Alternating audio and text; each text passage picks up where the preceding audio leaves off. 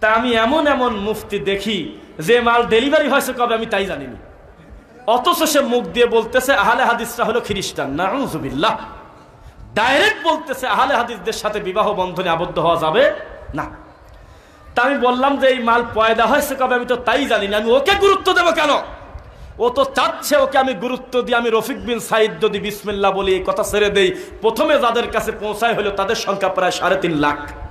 ও তো এইটাই চাচ্ছে যে আমি ওর বিরুদ্ধে একটা ভিডিও বানাই, এইটা ও সারা পৃথিবীতে মানুষ দেখবে যে এই মালটা কিনা। ওদিক দিয়ে বেদাতি সফল, কারণ আমি ওর বিরুদ্ধে যত অবস্থান নেব আমাদের তরিকাপন্থী মাযহাবী ভাইরা ওকে দিন দিন তত বেশি চাতালে তুলে ফেলবে। বুঝতেছেন?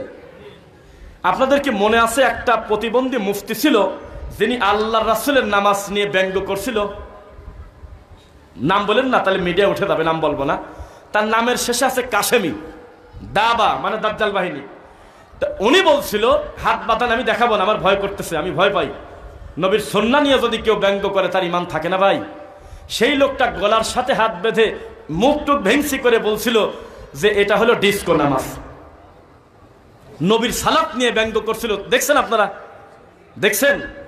আমি মনে করছিলাম এত বড় কুকাম করার কারণে মনে হয় তাদের ঘরানার মানুষ তাকে বয়কট করবে, যে এগুলো কেন করবে।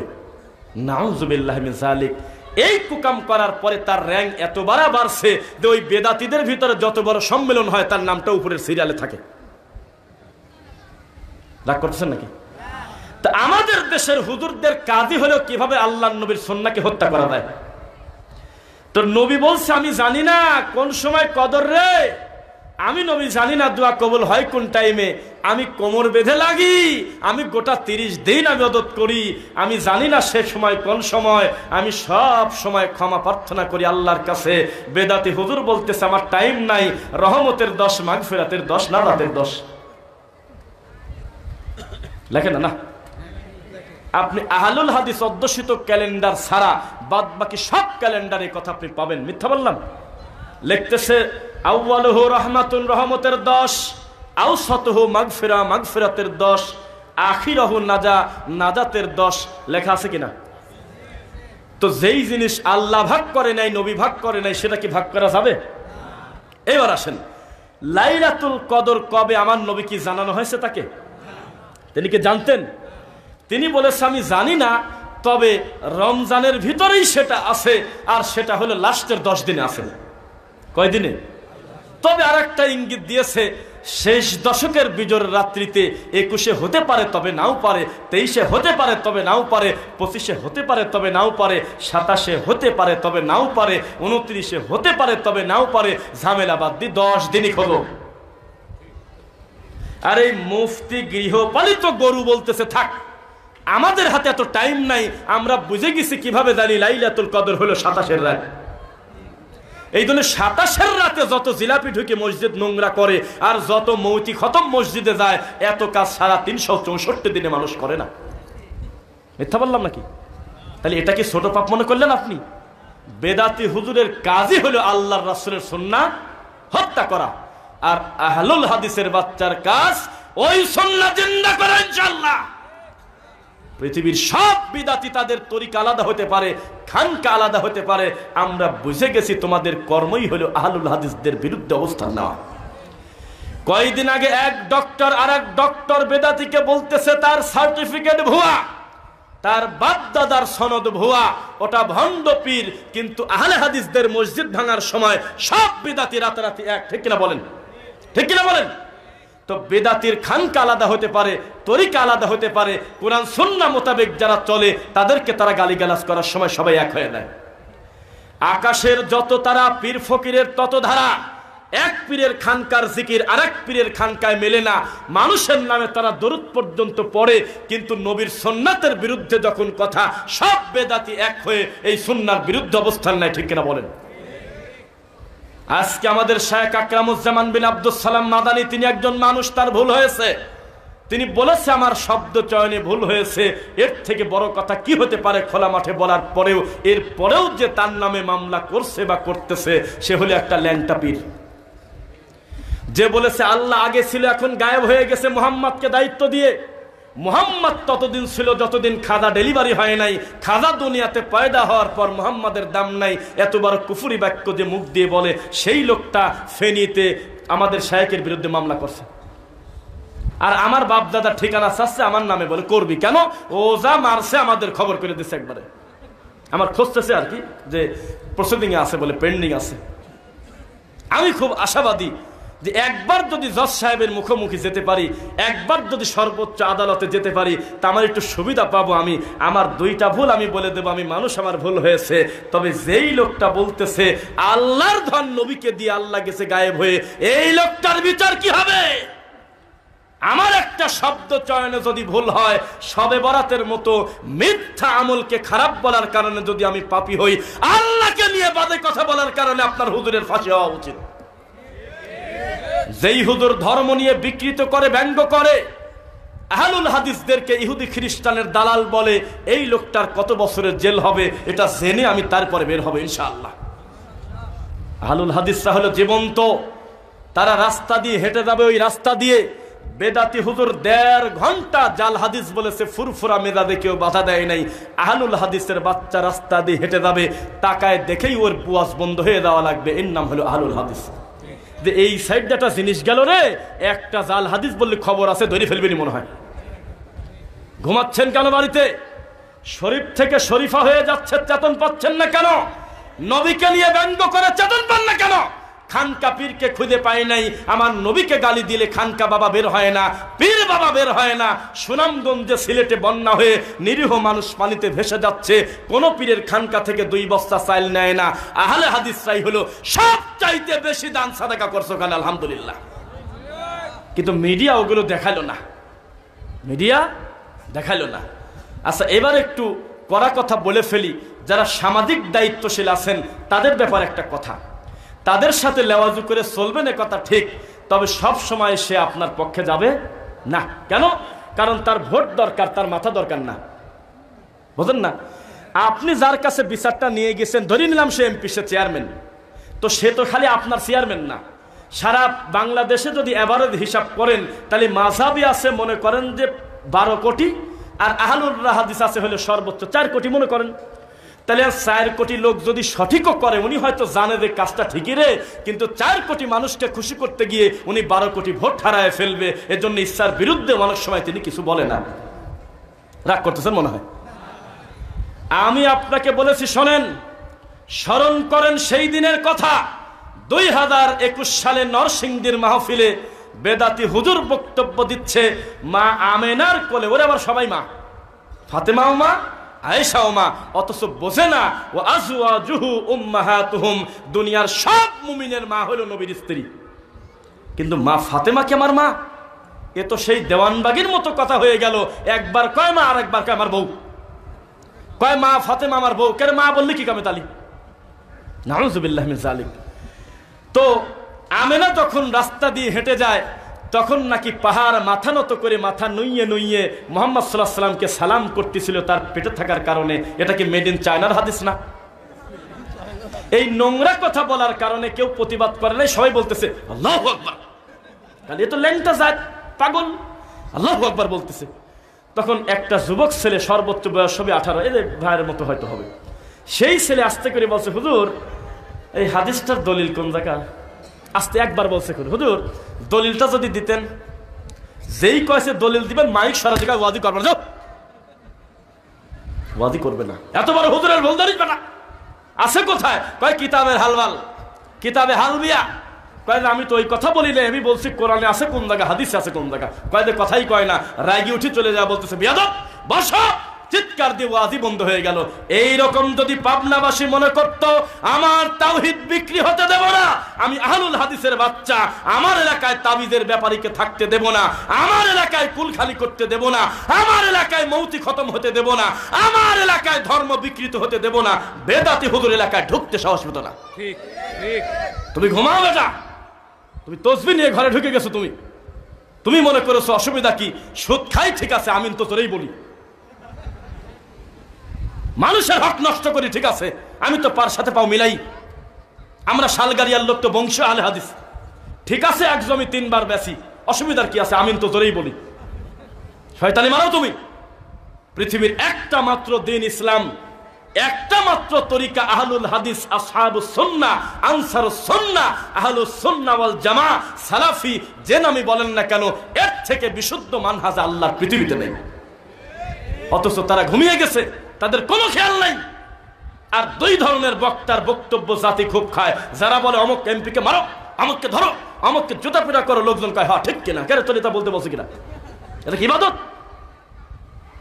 একটা জুকার কয়েকদিন আগে জেল থেকে বের হয়েছে, নাম বলেন না, নাম বলেন না। সেই জুকার জেলে যাওয়ার আগে বলছিল যে আল্লাহর নবীর হাদিস মানেই হলো মিথ্যা কথা, শুধু কোরআন মানি জান্নাতে যাবো, নাউজুবিল্লাহ। এটা কি সম্ভব? বলেন তো তাদের নাম কি? কিছুই জানে না। হ্যাঁ, ওরা বলতেছে হালে কোরআন, কিন্তু কথাটা তো ভালো, এটা বলা যাচ্ছে না। মুনকিরিনে হাদিস, তারা হলো হাদিস অস্বীকারী। আসেন সামনে আসেন, আসেন আসেন আসেন আসেন আসেন আসেন, সবাই ডাকতেছে, আসেন, আপনি সম্মানী মানুষ। মুনকিরিনে হাদিস, খেয়াল করেন সবাই। তো এই হুজুর জেলে যাওয়ার আগে উনি বলছিল নবীর হাদিস কি মিথ্যা, খেয়াল করেন। তো জেল খেটে 3 বছর পর যখন বের হলো, তখন আমরা মনে করলাম যাকরে অন্তত সংশোধন হয়ে যেতে পারে। আসি আবার ঘোষণাও দিল, আমি এই আহলে কোরআন মতিয়ার থেকে ফিরে আসলাম, আমি ওই মতামত আমি আর মানবো না। আমরা বললাম আলহামদুলিল্লাহ। ঠিক কয়েকদিন পরে এই আশুলিয়াতে যায়, ও জর্দা হারাম খুঁজে পাচ্ছে না। কয়দিন আগে একটা আপডেট ডেলিভারি দিয়েছে সবে বরাতের বলে 15টা হাদিস খুঁজে পাইছে। সাক্ষী আছেন কি? হাত তোলেন। ও আপনি হাত তুলেই আছেন, মাশাআল্লাহ। বলছে কথা, কয়টা হাদিস বলছে? মানে পৃথিবীর কোন মুহাদ্দিস শবে বরাতের ইবাদত সহি একটা প্রমাণ করে নাই, বলছে মটিজাল একটা সর্বোচ্চ, তবে কেউ কেউ বলছে জয়ীফ, আর কেউ কেউ বলছে সর্বোচ্চ হাসান, গ্রহণযোগ্য। তবে আমলের কোনো কথা নাই, শিরক না করলে আর বিদ্বেষ যদি না থাকে, বেদাত না করে, আল্লাহ অটো ক্ষমা করে দেয়, শুয়ে থাকলেও ক্ষমা করে দেয়। আর এই হুজুর বলতেছে আমি 15টা হাদিস খুঁজে পাইছি।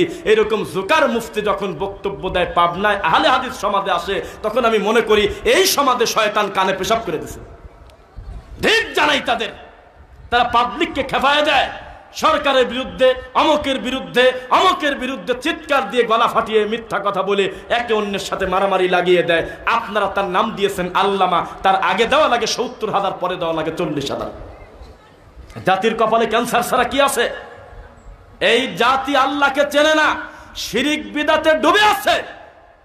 তারা হলো এমন বড় আক্রান্ত যে তাদের ওপেন হার্ট সার্জারি করার মতো পরিস্থিতি আমাদের দেশের হুজুররা তার হাতে নাপা ধরা দিচ্ছে।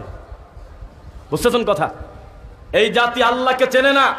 যদি বলেন যে আল্লাহ কোথায়, তারা বলবে আল্লাহ নাই কোন জায়গা, অথচ এটা হিন্দুয়ানি আকীদা। বলতে হতো আর রহমান আলাল আরশি ইস্তাওয়া, 20 নম্বর সূরা, সূরা তাহা, আয়াত নাম্বার 5। আল্লাহ বলতেছে তোমরা বলবে কেন? আমি রহমান নিজে বলতেছি আমি আরশের উপরে, সুবহানাল্লাহ। আমাদের হুজুররা বলতেছে আল্লাহ সব জায়গা বিরাজমান, টয়লেটেও থাকে, নাউজুবিল্লাহ বলা যাবে ভাবে? নবী সাল্লাল্লাহু আলাইহি ওয়াসাল্লাম মানুষ, আমাদের দেশের মানুষ আমার নবীকে মানুষে স্বীকার করে না। কেউ কয় নূরের নবী, আরো কত কিছু বলে নবীর প্রতি অপবাদ দেয়, মিথ্যা না সত্য বলেন। এ জাতি যে মেন্টাল, তার একটা প্রমাণ দেই। পদ্মা সেতু হয়ে আপনার উপকার হয়েছে না অপকার হয়েছে বলেন? আপনি ঠিক পাবেন কিভাবে? আমরা বুঝতেছি দেশের প্রায় 18 থেকে 19টা জেলা দক্ষিণাঞ্চলের কি পরিমাণ কল্যাণ তারা নিচ্ছে। আপনি রাগ করে কোনো লাভ হবে না, যাই কিছু বলেন না কেন। কত মাহফিল রাস্তার ওই পার কাটিয়ে দিয়েছি নদীর এই কুয়াশার কারণে, 2 দিন ফেরি বন্ধ। কত ছেলে বিশ্ববিদ্যালয়ে পরীক্ষা দিতে পারে নাই, কুয়াশার ভিতরে কত লাশ দাফন হয়ে গেছে, ওখানে লাশটা এবার আনতে পারে নাই, ও বসতেছে পাইল কি?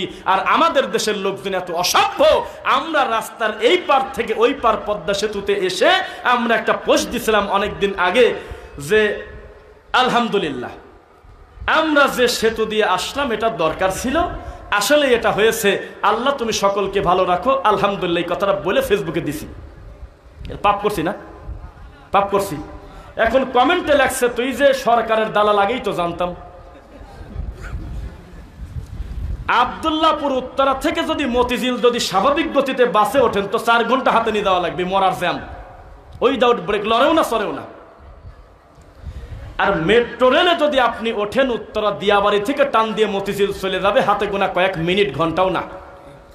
তো ওই পার গিয়ে আমরা খালি মুখ দিয়ে বলেছি আল্লাহ তোমার নিয়ামতে আমরা উঠে আসলাম, আলহামদুলিল্লাহ। কোন দলের কথা বলছি? এখন কয়েকটা গরু কমেন্ট করছে যে তুই যে উলামা লীগ আগেই তো জানতাম। এটা হইল? তার মানে জাতি পাগল, ভালোকে ভালো বলতে পারবেন না, মন্দকে মন্দ বলতে পারবেন না। এরা হলো মানুষকে খেপায় দেওয়ার জন্য হুজুর হয়েছে, বক্তা হয়েছে।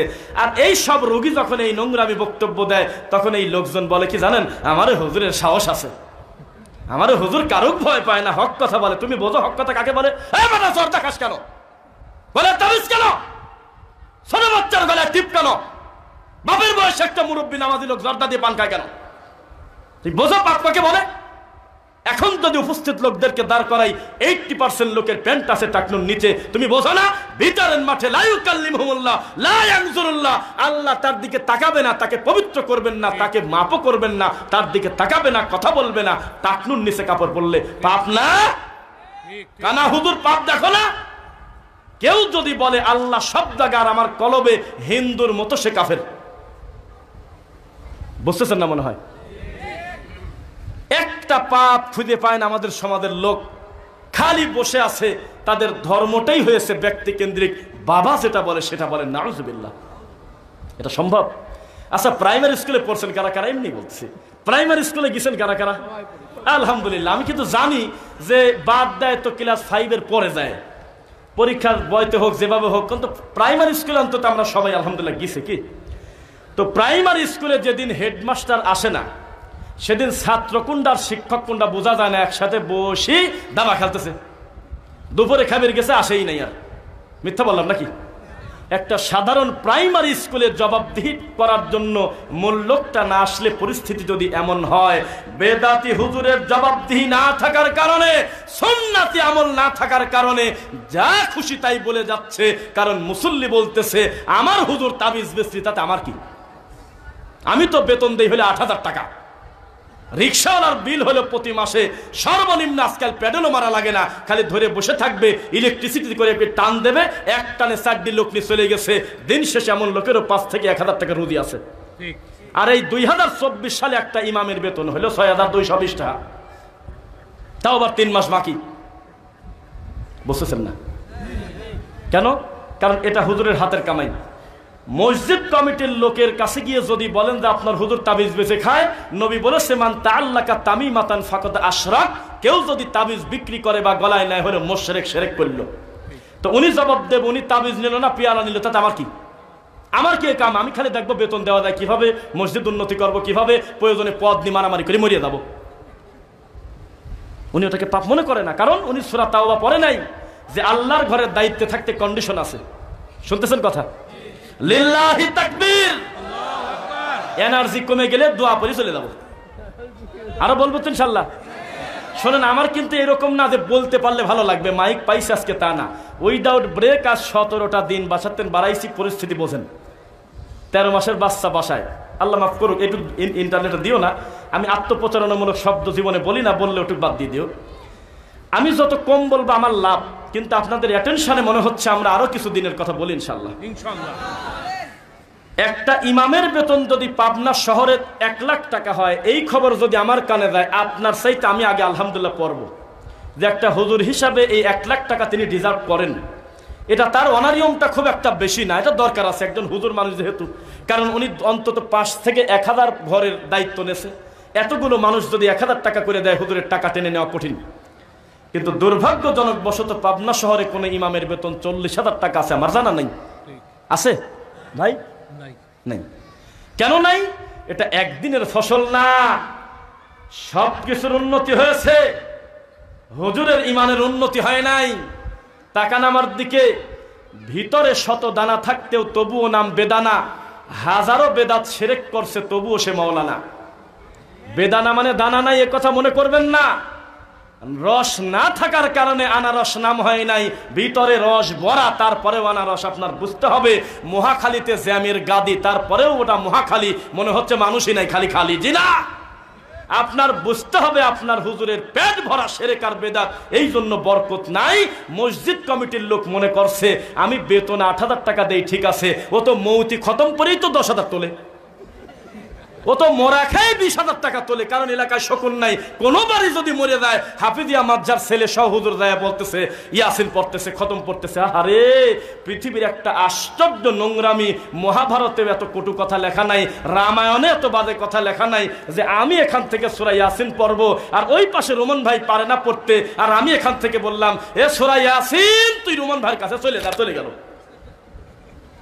ইসলামে এমন ডেলিভারি কুরিয়ার সার্ভিস নাই যে আমি কোরআন পড়ব আর আমি ডেলিভারি দিয়ে দেবো আরেকজনের কাছে। এটা নোংরামি।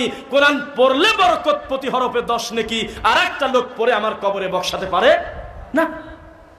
তো এক সুদখোর যখন আর এক সুদখোরের সাথে দেখা হয়, বন্ধুত্ব ভালো থাকার কারণে কিন্তু তারা মাঝে মধ্যে বলে মাসে কত আসে, বলে না? না, এক ঘুষখোর আর এক ঘুষখোরকে বলে যে কি পরিমাণ আসতেছে রে, বলে। এক চাকরিজীবী আর এক চাকরিজীবীকে বলে কত আসে, তারা বুঝে ফেলে যে কি বোঝাচ্ছে। আর এক ইমাম যখন আর এক ইমামের সাথে বসে, এক বেদাতি হুজুর যখন আর এক বেদাতি হুজুরের সাথে বসে, তখন বলে মাসে উপরি কত আসে, বলে। উপরি মানে মানে মৌতি খতম পড়ি, কুলখানি করি, মিলাদ পড়ি আর শয়তানি করি, কত আসে, বেতন কত? 8,000। আর একজন বলে যে পাগল নাকি, 8,000 টাকা সংসার চলে, আমার তো 14,000 দেয়। কয় পাগল না মাথা খারাপ, আমার তো বেতনে হাতি দেওয়া লাগে না, তাবিজ বেশি তো 30,000 পাই। বাচ্চা জোরে করে চিৎকার দিলেই তো দূরে তাবিজ লিখে দেয় 1,020 টাকা। তখন বরকত উঠে গেছে। শিরককে যখন হুজুর গলার মালা করে নিয়েছে, বিদআতকে যখন হুজুর তার গলার মালা করে নিয়েছে, তখন আল্লাহর দয়া উঠে গেছে। তাকান, আমরা তো জানি দিন গেলে বেতন বাড়ে নাকি কমে? বেতন বাড়ে না কমে? আচ্ছা, গোরস্থানে কোনো দায়িত্বশীল রাখেন নাই? প্রতি বছরে তার বেতন কি 1,000 টাকা করে কমান না বাড়ান? 2 টাকা হলেও বাড়ে না?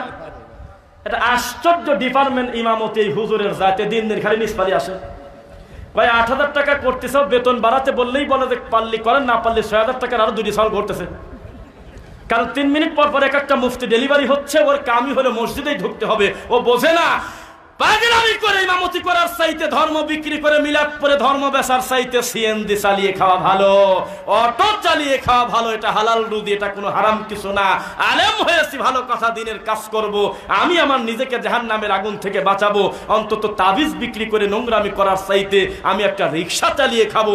আজকাল রিক্সায় উঠলেই সর্বনিম্ন অন্তত 20 টাকা ভাড়া দেয়। ঠিক রাগ করলেন মনে হয়।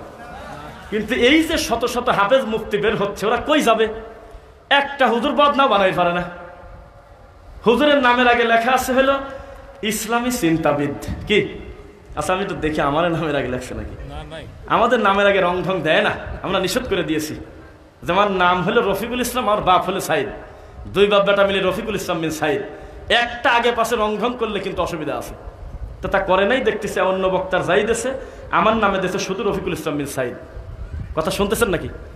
তা আমি আপনাকে বলতেছি যে হুজুর মনে করছে প্রতি বছর যে হুজুররা আসতেছে, ওই হুজুর নিয়ত করে বসে আছে আমার নয়তো একটা কাশেমপুর কারাগার বানাতে হবে, আর নয়তো কোনো একটা হুজুরকে পরিবর্তন করে আমাকে সেখানে ঢুকতে হবে।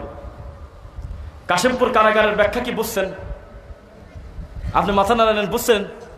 আচ্ছা বলেন বলেন বলেন বলেন বলেন তো কি বলছি? থাক, তুই বলো না, বলেন তো এই হুজুর কাশেমপুর কারাগার বানাচ্ছে মানে কি? আজকে আমি এমন একটা কথা বলবো, বংশীয় আহলুল হাদিস বা সালাফি মানহাজের যারা আছে, সাময়িকভাবে হয়তো মনটা খারাপ হতে পারে, তবে বাস্তবতা সত্য। সেটা কি শুনবেন? এই এলাকায় আগে থেকে আহলুল হাদিস অধ্যুষিত এলাকা না? তারপরে বাঁশবাজার থেকে শুরু করে লাইব্রেরি বাজার, সাকার মার্কেট, ভিতর টিতর দিয়ে ওইদিকে বংশীয় আহলে হাদিস না? তা আমাকে একটা কথা আপনি বলেন তো দেখি, পাবনা শহরটা অধিকাংশ নেতা থেকে শুরু করে বিশেষ দায়িত্বশীলরা ম্যাক্সিমাম তারা সালাফি আহলে হাদিস না? ঠিক, এটা স্বীকার করা যাবে। কিন্তু আপনার কপাল কত বড় খারাপ, এত বড় লোক পরেও আপনার কিছু তকদির খারাপ আছে। কেন? আপনি এখান থেকে পাবনা যান থানা পর্যন্ত, থানা থেকে চলে যান নাজিরপুর পর্যন্ত, নাজিরপুর শ্বশুরবাড়ি তো নামটা ওই দিয়ে বললাম আর কি, ওই সব জায়গা দিয়ে ঘুরে এরিয়া দিয়ে দেখেন আহলুল হাদিস আপনি যতই হন, বেদাতি হুজুরের মাদ্রাসা মসজিদ আপনার থেকে বেশি। ওরা কোন রকম 2টা রুম ফাঁকা পালি ভাড়া নিয়ে নেয়, নিয়ে 30-40টা ছাওয়ালে কাঁচা কুঁচি দিয়ে পিটে ভিতরে বইরে গরুর মতো খাঁচায় আটকায় কাশেমপুর কারাগার বানাইছে। খেলার মাঠ নাই, খালি কয়েছে যে জবরের বাম পাশে খালি আলিফ, এটার জায়গা বলছে জবরের বাম পাশে খালি ওয়াও, বলার সাথে সাথে কাঁচাকুচিতে বাড়ি দিয়েছে। 6 নাম্বার মাখরাজ জিব্বার মধ্যখান তার বরাবর উপরে তালুর সঙ্গে লাগাইয়া জিম শিন ইয়া বলার কথা মনে নাই, পিঠটায় চামড়া তুলে দিচ্ছে কয়দিন পর পর, আর ছাত্র বলৎকার করতেছে। এই দৃশ্য দেখেন নাই? ভর্তি হলো 30,000 টাকা আর মাসিক বিল হলো 45,000 টাকা, ভিতরে বলৎকার করে। ধরা পড়লেই কয় এটা বিচ্ছিন্ন ঘটনা, ক্ষমা করে দেওয়া হোক।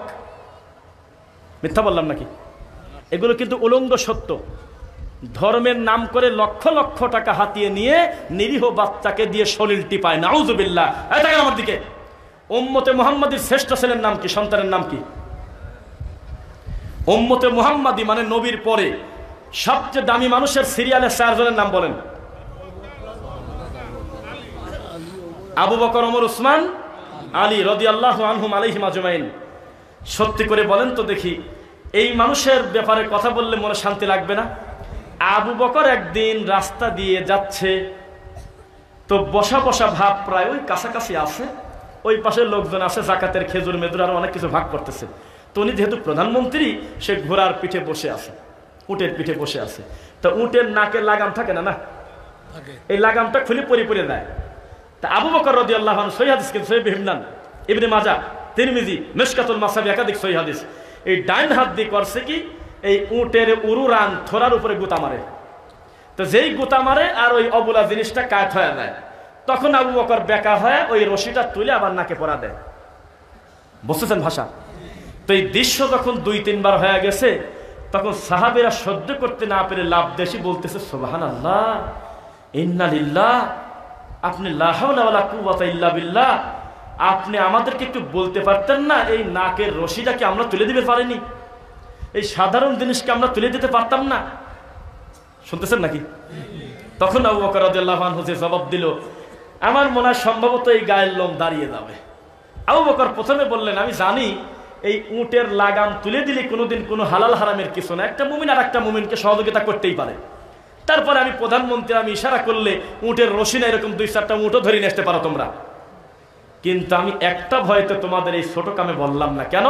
কয় যে আমার জামাই, আমার বন্ধু মুহাম্মদ সাল্লাল্লাহু আলাইহি ওয়াসাল্লাম মরে যাওয়ার আগে বলছে, ইজা সাআলতা ফাসআলিল্লাহ, যা সহযোগিতা দরকার আল্লাহর কাছে চাও। এই সাধারণ ছোট জিনিসকে আমি পারি না, আমি তোমাকে কষ্ট দেবো কে? হুজুর ছাত্র দি পায়ে তেল ডলি নেয়, কোন জায়গা হাত দেয় তা আল্লাহই জানে। আপনি হাসলেন, এটা হাসের খোরাক দিলাম। তা এগুলোর বিচার হওয়ার কথা না? অবশ্যই হওয়া উচিত। বিশ্ববিদ্যালয়ে একজন টিচার একটা ভুল করলে সব হুজুররা লাল চিহ্ন দিয়ে তা কাফের বলে জাহান্নামে পাঠায় দেই, আর আপনার মাদ্রাসায় মিনিটে মিনিটে এই কুকাম হয়, ধরা পড়ে হলো খুব কম, কারণ এ ধরনের কাম তো মানুষ প্রকাশ্যই করে নাকি? তাও আবার হক হয়। এই ধরনের নোংরা কাজ কি মানুষ প্রকাশ্যে করে? উনি সর্বোচ্চ সিকিউরিটি প্রাইভেসি মেইনটেইন করে এই কুকাম করছে, এর ভিতরেও ধরা পড়ে যাচ্ছে। বোঝা গেল ধরা পড়ার সংখ্যা কম, কুকামের সংখ্যা আরো বেশি। কত যে বেশি আল্লাহ ভালো জানে। এর কোনো বিচার হয় না। কেন? কারণ সে হলো বড় হুজুর। হাজার হাজার হুজুরদের মিছিল করবে বাইতুল মুকাররমের সামনে, এজন্য হুজুরের পাপ ঢেকে যাচ্ছে। আমি জানি আপনারা মনে মনে ভাবতেছেন, এ আবার কেবা হুজুর রে, হুজুর ঘরের বিরুদ্ধে বক্তব্য দেয়। ওরা হুজুর না, ধর্ম বিক্রি করে যারা খায়। আবু দাউদের 4322 নম্বর হাদিসে নবী বলেছে, ওটা দাজ্জালের চাইতে খারাপ, দাজ্জালের চাইতে খারাপ। কারণ দাজ্জাল নির্দিষ্ট একটা সময় এসে ধোঁকা দেবে, আর এই হুজুররা রাত দিন মানুষকে ধোঁকা দিচ্ছে। বুঝতেছেন? হুজুর বিড়িখোরের বিরুদ্ধে ওয়াজ করে, হুজুরের কত বড় সাহস, তখনও হুজুরের গলায় হইল হাকিমপুর জর্দা। এ কত বড় বিয়াদ্দব, অথচ বিড়ির থেকে ওটা বড় ডেঞ্জারাস। হুজুর এখনো পর্যন্ত জানে না। অথচ মদ দিয়ে সকালবেলা ব্রেকফাস্ট করে, মদ দিয়ে দুপুরে লাঞ্চ করে, মদ দিয়ে রাতে ডিনার করে, মদ দিয়ে মাঝে মধ্যে চোখে ঘুম আসলে চোখে পানি মারে। এইরকম খারাপ লোক পর্যন্ত নিজের কলম দিয়ে লিখে গেছে যে মদ কাকে বলে, এই তামাক হলো নেশাদার দ্রব্য, এই তামাক খেলে ক্যান্সার হয়, লেখে নাই। আর হুজুর বলে হারাম খুঁজে পাচ্ছে না। নাউজুবিল্লাহ বললেন না? তাহলে ধর্মের বিকৃতি আমাদের এলাকায় আছে কিনা? নবী বলেছে 21, 23, 25, 27, 29 লাইলাতুল কদর তালাশ করো রমজানের শেষ দশকের বিজর রাত্রিতে। হুজুর বলতেছে আমার হাতে টাইম নাই, 3 নং 27, তাহলে বোঝা গেল 27 লাইলাতুল কদর। নাউজুবিল্লাহ। ধর্মের বিকৃতি মানুষ করে, মানুষ মনে করেছে ইফতারকে সামনে নিয়ে দোয়া করলে কবুল হয়, এজন্য সব মানুষ এসে হাত তুলে কান্নাকাটি করে, অথচ সে বোঝে না রমজানের 24টা ঘন্টাই আমার আল্লাহর রহমতের বরকতের টাইম। মানুষ কেন বোঝে না? মৃত মানুষকে কেন্দ্র করে খাদ্য অনুষ্ঠান করা যাবে না। মরা মানুষকে দোয়া করতে হবে জিহ্বা দিয়ে, টাকা দিয়ে, দান সাদগার মাধ্যমে। রাত দিন কান্নাকাটি করলে অসুবিধা নাই, তবে মানুষকে এক জায়গা জমা করে যদি কেউ নিয়ত করে 3 দিনে 4 দিনে 40-এ কুলখানি করতে হবে, এটা নবীর প্রতি অপবাদ দেওয়া। বোঝা যাচ্ছে নাকি? মুহাম্মদ সাল্লাল্লাহু আলাইহি ওয়াসাল্লামের নীতিতে আপনি চলবেন। 1450 বছর আগে নবী মারা গিয়েছে, এখনো পর্যন্ত বোতলটা ডান হাত দিয়ে ধরেন। একটা কারণ আছে, কার কাছ থেকে যেন শুনেছিলেন আমার নবী ডান হাত দিয়ে বোতল ধরত।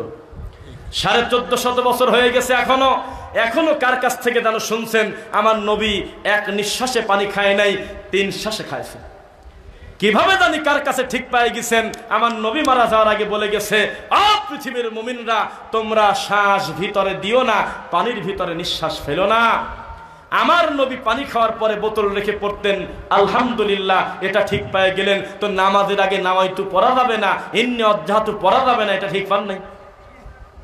ঠিক পান নাই? এটা যেই নবী পেশাবখানায় যাওয়ার দোয়া শিক্ষা দিতে পারে, যেই নবী সহবাস করার মতো গোপন জিনিসের দোয়া শিক্ষা দিয়েছে যাতে আমার উম্মত বিপদে না পড়ে, সেই মানুষ মরা মানুষের জন্য কি করতে হবে তিনি বলে নাই?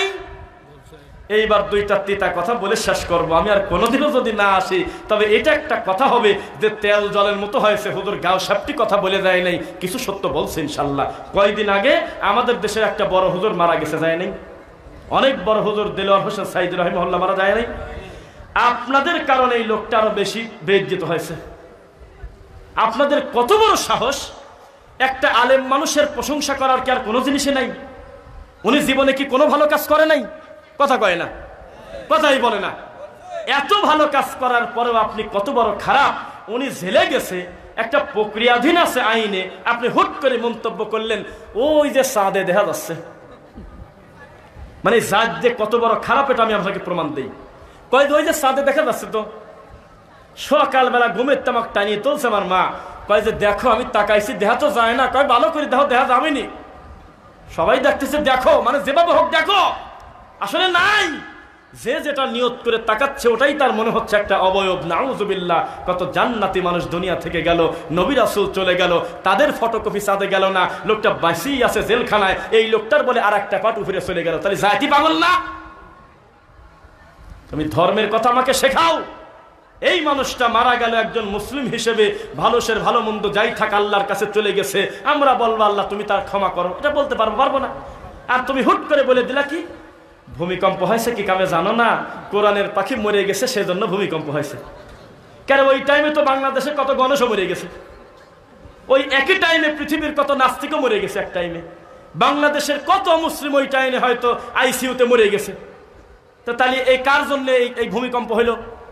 এবার আসেন, এটা তো জাগতিক কথা। দলিল মেশকাতুল মাসাবি, ইবনে মাজাহ, তিরমিজি, টন টন করে 2322 নম্বর হাদিসে নবী বলছে, আমার নবীর কাছে খবর গেল, নবী এদের কিছু সাহাবী বলা বলি করতেছে আপনার ছেলে ইব্রাহিম মরে গেছে, সেই জন্য বলে আকাশে চন্দ্রগ্রহণ হয়েছে। নবী রাগ করে লাঠি হাতে করে মসজিদে ঢুকে মেম্বারের পর দ্বারা বলতেছে, কে সে যে বলে আমার ছেলে ইব্রাহিম মরে গেছে জন্য আকাশে চন্দ্রগ্রহণ হয়েছে? চন্দ্রগ্রহণ আল্লাহর নিয়ামত, আমার ছেলেও ছিল আল্লাহর নিয়ামত। আমার ছেলে মরার সাথে চন্দ্রগ্রহণের কোনো সম্পর্ক নাই, ওটা আল্লাহর একটা নিদর্শন। কখন দেবে আল্লাহ ভালো জানে, আমার ছেলে মরে যাবে কখন আল্লাহ ভালো জানে। তওবা পড়ো, আমার ছেলে মরার সাথে চন্দ্রগ্রহণের কোনো সম্পর্ক নেই। এইবার মনে হয় রাগ একটু ঠান্ডা হলো নাকি? আমাদের হুজুরদের আর খুব সেন্টিমেন্ট আছে, মানে ভালোবাসি কিছু কিছু বড় হুজুরের জন্য রাস্তায় পাকা রাস্তার উপরে জীবন দিয়ে দেবে, রাস্তাকারী হরতাল করবে, কিন্তু টাকনুর উপরে কাপড় পরবে না, ফজরের নামাজ জামাতে পড়বে না, হুজুরের জন্য জীবন দিতে প্রস্তুত। আছে না কেমন হুজুর? তওবা করতে হবে।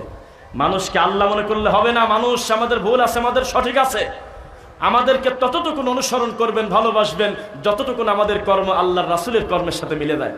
আর যখন মনে করবেন এর থেকে বড় আল্লামা বড় হুজুর মনে হয় দুনিয়াতে নাই, তখন আর কোনো আলেমকে আপনি মূল্যায়ন করতে পারবেন না। বুঝতেছেন? থাক, 11টা 58, 12টা বেজে গেছে। এটা একটা পরিচ্ছন্ন মাহফিল, এটা একটা কি মাহফিল? পরিচ্ছন্ন মাহফিল, এখানে লেখা নাই যে কোনো উন্নতি কল্পে টাকা তোলা চাঁদা তোলা কিছুই নাই, আছে? এই ওঠেন কেন? এখানে তো আমরা আধা ঘন্টা পরে আখেরি মৌতিক মোনাজাত হবে না, দোয়া পরে আমরা বক্তার সাথে একসাথে যাবো ইনশাল্লাহ। আমি মাহফিল করে যাবো 250 কিলো, আর আপনি যাবেন হলে 250 মিটার লেফের তলে। শুনছেন কথা? নিজেকে এভাবে আপনি পাগলামি করবেন না, বসে পুরো বক্তব্যের শেষে দোয়া পরে যাবেন। তবে আপনাদের কৃতজ্ঞতা স্বীকার করতেছি, বক্তব্যের শুরু থেকে এখন পর্যন্ত একসাথে 2 জন মানুষ উঠে গেছে, এটা আমরা দেখিনি। আলহামদুলিল্লাহ। আপনার সন্তুষ্ট? আলহামদুলিল্লাহ। এবার বলি, অনেক জালসায় লেখা, গতকালকে উল্লাপাড়া মাটি কোরা আহলে হাদিস জামে মসজিদের একটা মাহফিল, তো ওখানে লেখা গোরস্থানের উন্নতি কল্পে। কিসের উন্নতি কল্পে? তা আমি বললাম যে তাজা মানুষ ভাত পায় না, এই মরা মানুষের কি উন্নতি করবি রে? তো সভাপতি তাকাইছে আমার দিক, কয় কি রে এইটা কথা, এটার আবার বলতো আর কি কামে? আমি বললাম জি, মরা মানুষের উন্নতি কল্পে হবে কেন? জীবন্ত মানুষের ইমান এবং আমল পরিশুদ্ধকরণের উন্নতি কল্পে মাহফিল এটা লিখতে হতো। মরা মানুষের উন্নতি তো তাজা মানুষ এমনি পাঁচির দেবে, রাস্তা দেবে, ওটা ঠিক আছে, তাছাড়া আর কি উন্নতি করবে বলেন? ওখানে পর্যাপ্ত এসির ব্যবস্থা করলে নিচে কি লাভ হইলো? উপরে ভালো মানের লাইটিং দিলে নিচে কি সড়ক হইলো? জি না। উন্নতি দরকার জীবন্ত মানুষের, আর জীবন্ত মানুষের উন্নতির সবচাইতে বড় মাপকাঠি লা ইলাহা ইল্লাল্লাহ। এইবার একটা কথা বলি, আপনাদের এই শালগাড়িয়াতে কারোর নাম আবু তালেব নাই? আছে? এই পোস্টারও থাকতে পারে মনে হয়, নাই? তালেব আছে, তার নাম নাই? তালেব আছে কারো নাম? এই মঞ্চে আছে কারো নাম নাই? কারোর আত্মীয় স্বজন নাম আছে আবু তালেব? আছে তালেব? হ্যাঁ, এক। আর কেউ আছে? ও 2। আর কেউ আছে যার আত্মীয়র ভিতরে কারো নাম আছে তালেব? নামান। কারোর আত্মীয়র ভিতরে কারোর নাম আছে ফেরাউন, আবু জেহেল? কোন হিন্দুর ছেলের নাম আবু জেহেল শুনছেন কোনদিন? অথচ ওরা তো মাল ওই দিক থেকে আসছে, কিন্তু আবু জেহেলের নাম আছে কারোর হিন্দুর ছেলের নাম? অথচ দুনিয়া কাফের। আবু তালেবও কাফের, ফেরাউনও কাফের, আবু জেহেলও কাফের। কিন্তু কাফেরের বাজার কম বেশ আছে, কাফেরের মার্কেট কম বেশ আছে। আলীর বাপ হওয়ার কারণে, রাসূলের চাচা হওয়ার কারণে একটু সেন্টিমেন্ট পায়, একটু আবেগ পায়। সেজন্য আমাদের দেশের হুজুররা সব কাফেরের বিরুদ্ধে বলে, আবু তালেবের বিরুদ্ধে বলে না। অথচ আবু তালেবের বিরুদ্ধে বলা হলে সবচাইতে বড় জরুরি আবু জেহেলকে একটু পরে বলতে হয়। দেখেন, কথা বলতে গেলে বহু কথা এসে যাবে। আমরা অহেতুক মানুষকে কাহিনী শোনাই না, তার একটা বড় দলিল হলে প্রত্যেকটা মিনিটে মিনিটে আমরা কিন্তু রাসূলের কথা বলছি, বলি নাই? এবার দেখেন, আবু জেহেল যে জাহান্নামে যাবে, আবু তালেবও জাহান্নামে যাবে না মনে হয় না? কিন্তু আপনি প্রমাণ করতে পারবেন না জিন্দেগিতে আবু তালেব আমার নবীকে 1 মিনিট কষ্ট দিয়েছে? জীবনে কোনোদিন আবু তালেব নবীর কষ্টে হাসেছে বলতে পারবেন? সারা জীবন ভালোবাসার পরেও আবু তালেব কোথায় যাবে? জাহান্নামে। আবু জেহেল কোথায় যাবে? জাহান্নামে। একজন সুন্নি কবর পূজারী, তাকে বললাম এত বক্তব্য দেন, তালেবের প্রশংসা করেন, ও মাল তো জাহান্নামে যাবে। কয় তাই কি? খালি পাও যাবিনি, সারা শরীর তো ঠিকই থাকবিনি। তা আমি বললাম যে তো সারা গায়ে পাগল রে, খালি গায়ে শিকল দেওয়া নাই? একটা মানুষের যদি আংটি পরিমাণ জাহান্নামে ঢুকে পড়ে, তার মগজ কিভাবে টকবক করবে তা মানুষ জানে না। আরে কয় কি? কয় খালি পাও গেলে কি হয়? কয় কি রে? কার সাথে কিসের তুলনা করে? কবর পূজারী বেদাতি হুজুররা আবু তালেবের বিরুদ্ধে বক্তব্য দেয় না, অথচ বক্তব্য তার বিরুদ্ধে দেওয়াটাই বেশি জরুরি। কেন? তুমি এত ভালো তো লা ইলাহা ইল্লাল্লাহ পড়লে নাকি? কামে পড়লি তো কাম হয়ে যায়। হুজুর 40 বছর বুখারী পড়াও, আমিন খুঁজে পাও না কেন হুজুর? 30 বছর বুখারী পড়াও হুজুর, পায়ের সাথে পা মিলানো খুঁজে পাও না কেন হুজুর? 50 বছর বুখারী পড়াও হুজুর, আল্লাহর ঘরে লাল বাতি দেওয়া যাবে না, আল্লাহর বান্দা মসজিদে ঢুকে 2 রাকাত সালাত আদায় করে বসবে, এটা খুঁজে পাও না কেন হুজুর? আল্লাহর ঘরে বান্দা যখন নিয়ত করেছে আল্লাহু আকবার, হাত বাঁধার পরে ও খেয়াল করে নাই, ঘড়ি টড়ি বোঝে না, মুরব্বী মানুষ হয়তো বোঝে না, বেচারা ঘড়ি চেনে না, চট করে মুয়াজ্জিন বলে ফেলছে আল্লাহু আকবার, আল্লাহু আকবার, আশহাদু আল্লা ইলাহা ইল্লাল্লাহ, আশহাদু আন্না মুহাম্মাদার রাসূলুল্লাহ। মানে কি? যে একামত শুরু হবে, ওই মুরব্বীকে আল্লাহ রাসূল বলতেছে তুই রুকুতে থাকলে উঠে দৌড় দে, চলে যাও। তুমি সেজদায় থাকলে সেজদা থেকে উঠেই তুমি ফরজে চলে যাও। ইযা উকিমাতিস সালাহ ফালা সালাতা ইল্লাল মাকতুবা। একবার যদি একামত শুরু হয়, ওই নামাজ ছাড়া পৃথিবীতে আর কোনো নামাজ নাই। আর আমাদের দেশের বেদাতিম অধিকাংশ মসজিদে আল্লাহর ঘরে ফজরের নামাজ জামাতে তুলতেছে আর বারান্দায় সুন্নাত চালাচ্ছে, অথচ 40 বছর বলে বুখারী পড়ায়। দাঁতের দিক তাকান যাচ্ছে না, তরমুজের বিচির মতো হাকিমপুর মাইরি দাঁত শেষ। এইরকম রোগেই তো ফতুয়া দিচ্ছে যে আহলে হাদিসরা খ্রিস্টান, ইহুদির দালাল, বিভিন্ন নোংরা ভাষায় গালি দেয়, দেয় কিনা? শোনেন, এই কথা ঠিক যে আপনি হয়তো সবসময় আমার হাতের কাছে পাবেন না, বা আমি নির্দিষ্ট কোনো ব্যক্তিকেন্দ্রিক দাওয়াতে কাজ করব না, সারা পৃথিবীতে বাংলা ভাষার দাওয়াত পৌঁছাক, এটা আপনিও চাবেন, আমিও চাবো। কি তবে বছরে সম্ভবত সর্বোচ্চ 2-1টা দিন দেখা হতে পারে মাহফিলের ওসিলায়। অন্তত একে অন্যের জন্য এই দোয়া করি, আমাদের এই ভালোবাসা তুমি জান্নাত পর্যন্ত কবুল করো। আমিন। আল্লাহর কসম, এলাকার লোকের ওয়াজ এলাকার লোক খুব কম শোনে। আল্লাহর কসম, এলাকার লোকের বক্তার ওয়াজ এলাকার লোক খুব কম শোনে, কারণ এই দেশে একবারের বেশি 2বার মেম্বার হয় কঠিন আছে। আর সামনে সামনে ঘুরে আমাদের ছেলে ও ওয়াজ করলে কি শুনবে? আমি অ্যাডাল্ট কলেজ থেকে পড়াশোনা করছি, আলিয়া মাদ্রাসা সারা জীবন পড়াশোনা করলাম, সামনে সামনে ঘুরি আপনাদের।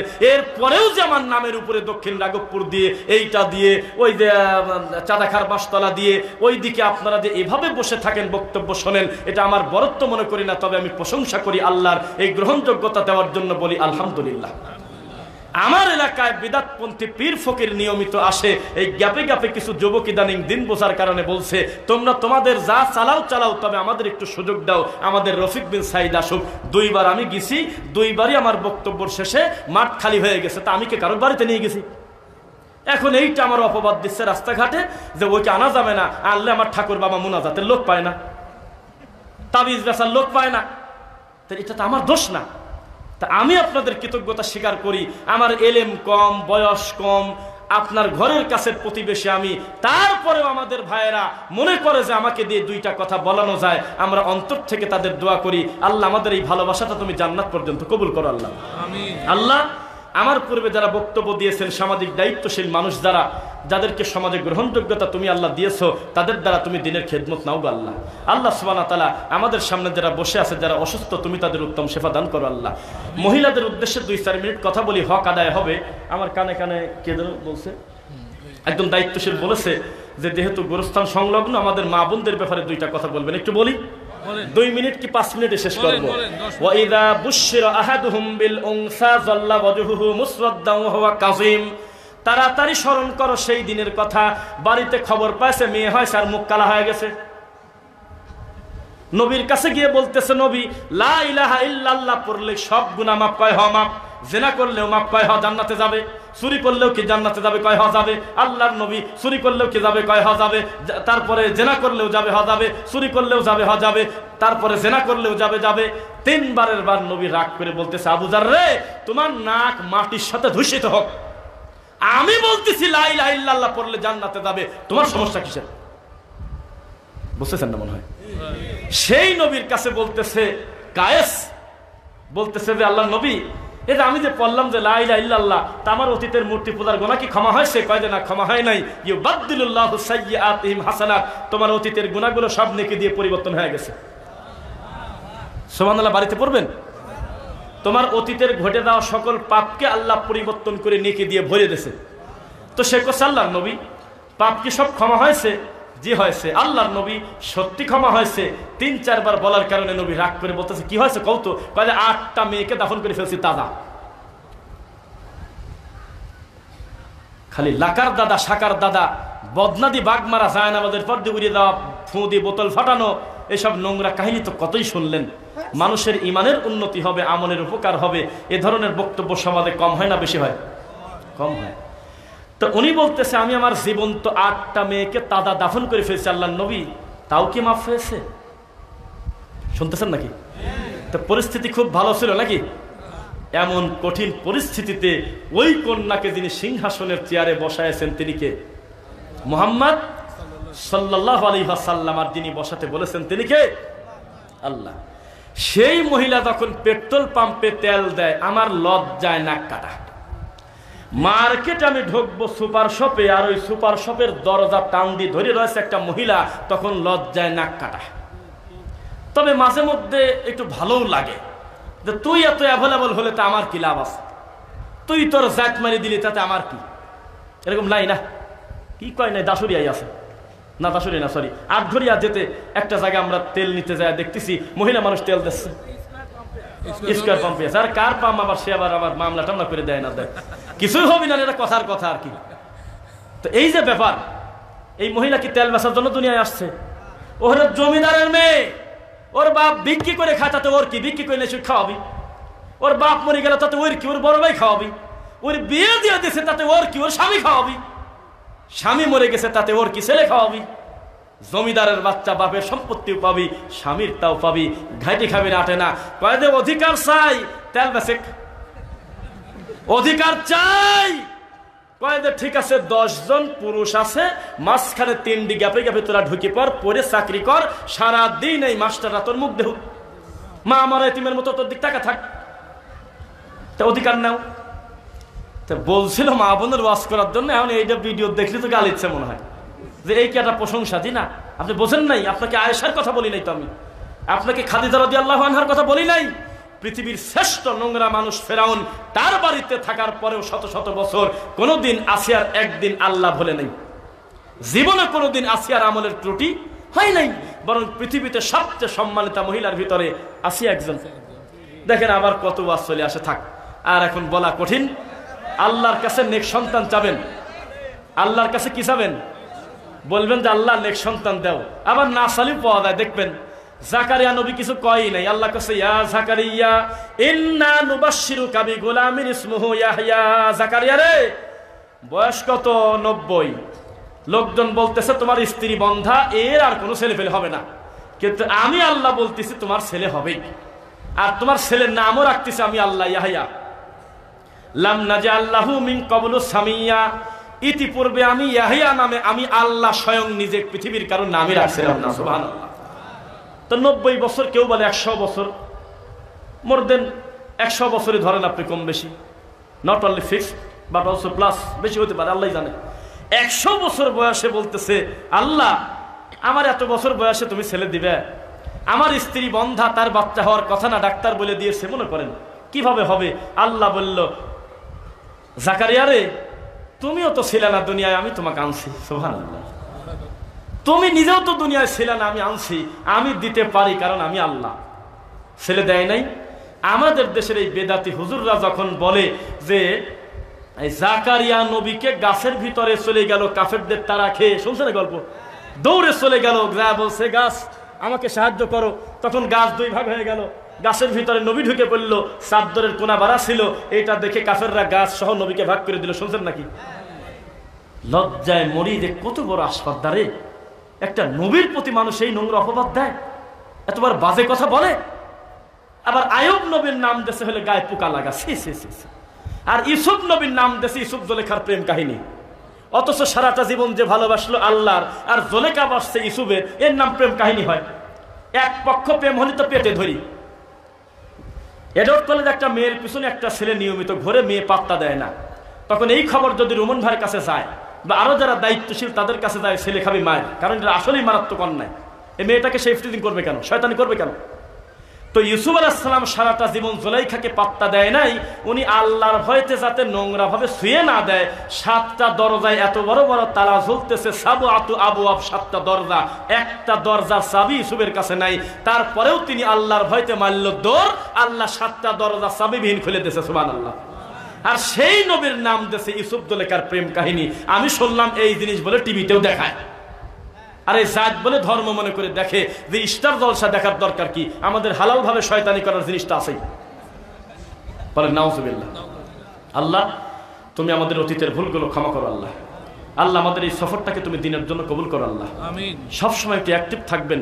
আমার সামনে যদি 3 জন বসে থাকতো, আমি সেম দায়িত্ব গুরুত্ব নিয়েই কথা বলতাম। 3 লাখ থাকলে একই রকম কথা বলতাম। যদিও চাঁপাইনবাবগঞ্জের এরিয়ায় লাখ লোক হয় জন্য সেখানে বক্তব্য একরকম হবে, পাবনায় একরকম হবে, বিচার আল্লাহর কাছে দিতেই হবে। যেখানে সুযোগ পাবেন তাওহীদের কথা সত্য করে বলেই দিবেন ইনশাআল্লাহ। আল্লাহ তুমি আমাদের সকলকে ক্ষমা করো আল্লাহ সুবহানাহু ওয়া তাআলা, এই দায়িত্বশীলদের ক্ষমা করো। সভাপতি সাহেব দেখেন আমি আশ্চর্য হচ্ছি, বাচ্চা মানুষের মতো বিনয়ী হয়ে তার নিঃশ্বাসের শব্দ পর্যন্ত হচ্ছে না, আদব দিয়ে পুরো বক্তব্য শুনলে আমার কাছে বসে। আল্লাহ তুমি তাকে উত্তম বিনিময় দাও আল্লাহ। আমাদের সেক্রেটারি সাহেব এত বড় দায়িত্বশীল এবং তিনি সঞ্চালক আজকের মাহফিলের, রাশিদুজ্জামান রাশেদ, আল্লাহ তুমি তাকেও দিনের জন্য কবুল করো। এই ধরনের যুবক মানুষ এগিয়ে আসলে আল্লাহর দিনের কল্যাণ হবে, আল্লাহুম্মা আমিন। আল্লাহ আমার রোমন ভাই সহ ইতিপূর্বে যে সমস্ত দায়িত্বশীলরা বক্তব্য দিয়ে গেছেন, সবচাইতে পর্দার আড়াল থেকে যিনি বড় খেদমত করেছেন, সামনে বললে তিনি লজ্জা পাবেন, তবে একবার বলা জায়েজ আছে, আমি তাকে অন্তর থেকে আল্লাহর জন্য ভালোবাসি, আমার মুরাদুজ্জামান মুরাদ ভাই, যিনি পাবনা জেলা জমিয়তের কিন্তু জেনারেল সেক্রেটারি। কথা বোঝা যাচ্ছে না? এত বড় একজন দায়ী, এত বড় একজন আলেম, আমার মতো লোকের কাছে মানে 30 বার ফোন দিচ্ছে। আমি ওনাকে আজকে বললাম যে আমার কিন্তু লজ্জা লাগতেছে, এই কমিটি রাগ করবেন, আপনাদের একটু ধমক দেই। আমি বলছি যে এই কমিটির ছেলে পেলে বা কাউকে যদি বলে দিতেন আমি কোথায় আসবো, কিভাবে আসবো, গাড়িটা কোথায় পার্কিং করব, কোন হোটেলে উঠবো, এগুলো ওদেরকে বললে ভালো হতো। আপনি যখন আমাদের বারবার ফোন দিয়ে খবর নিচ্ছেন, আমরা লজ্জা পাচ্ছি, বিব্রত হচ্ছি, কারণ এলেমেও বড়, সম্মানেও বড়, আপনি আমাদের মুরব্বী। এটা আমি বলছি, এটা খারাপ কিছু বলছি? তা আমার মনে হয় যে এই ছোটখাটো বিষয়গুলো আপনারা ছোট যারা ছেলে পেলে আছে ওদেরকে দিবেন, হুজুর কত দূর আসলে আর কত দূর আছে, এগুলো সাধারণ ব্যাপার, এই ফর্মালিটিগুলো আপনারা দেখবেন। কারণ আমাদের খারাপ লাগে ভাইকে বারবার নক দেওয়া। ভাই যতই আমি পাবনার মানুষ হই, কিন্তু ঢুকে কোন গলি দিয়ে তা তো চিনি না, গাড়িটা রাখবো কোন জায়গা তা তো জানি না, এটা খারাপ দেখা যায়। আল্লাহ আমার ভাইকে তুমি দিনের জন্য কবুল করো। পর্দার আড়াল থেকে তিনি খেদমত করতেছেন। 2 বার আমি পাবনা আসছি, 2 বারই ভাইয়ের কথা মতো আসছি। কিছু মারফত নাই বা বলি, উপরন্ত ফোন গেলে আমি আসি না, সেগুলো আল্লাহর কাছে ছেড়ে দিলাম। আল্লাহ সুবহানাহু ওয়া তাআলা আমাদের দিনের জন্য কবুল করুন। এক বাক্যে শেষ করে দেব, আমাদের মুখে কবরবাসীর জন্য দোয়া করি। আল্লাহ, এখানে আমাদের কত মানুষ ছিল, ভালোবাসার মানুষকে আমরা দাফন করে দিয়ে আসছি, কত মানুষ তার ছেলেকে নিয়ে রেখে আসছে, কত মানুষ তার মাকে বাবাকে এই কবরস্থানে রেখে আসছে। আল্লাহ তুমি কবরবাসীর আযাবকে মাফ করো। আল্লাহ আল্লাহ এই জুমার দিন গত শনিবারের রাতে তোমাকে আমরা বলি, আল্লাহ এই দিনের কোরআনের মাহফিলে এসে আমরা দিনের 5টা ভালো কথা যদি বলি, আল্লাহ তুমি আমাদের আমলে সলে করার তৌফিক দাও। আল্লাহ আল্লাহ আমাদের কবরবাসীর প্রতি তুমি দয়া করো। আল্লাহ জীবিত যারা আছি তাদের আমাদের সবার মুখের একেবারে লাস্টের বাক্য যেন হয় লা ইলাহা ইল্লাল্লাহ। এই কথা বলে স্বাভাবিক প্রক্রিয়া সভাপতির কাছে মাইক যাবে, তিনি সালাম দিয়ে তার অভিব্যক্তি মাহফিল সম্পর্কে বলবেন, বা তার পক্ষ থেকে কেউ বলার পরে তখন আমরা দোয়া করে শেষ করব। ততক্ষণ কেউ নড়াচড়া করবেন না।